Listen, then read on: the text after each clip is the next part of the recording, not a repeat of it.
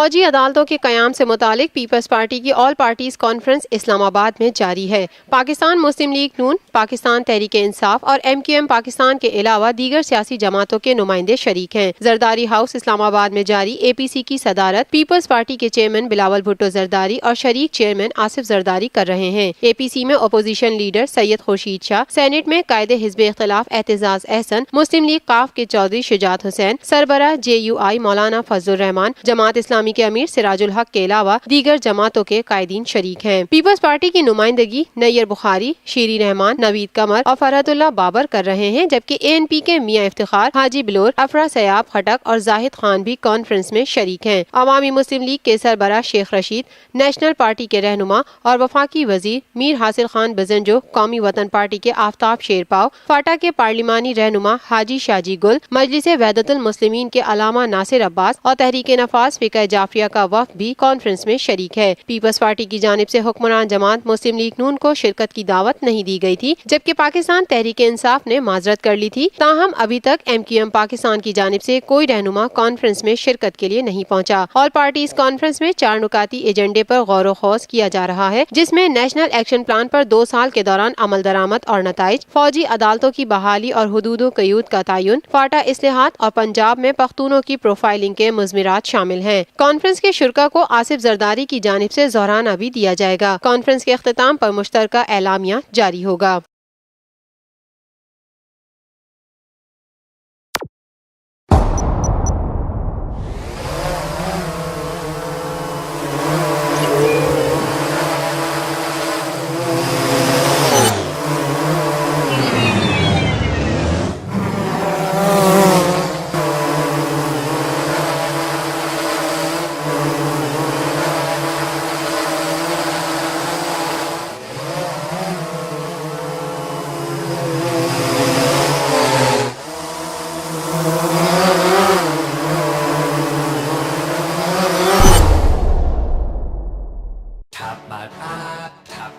Live PSL matches دیکھیے HD میں tapmat.com پر اور ڈاؤن لوڈ دی ایپ۔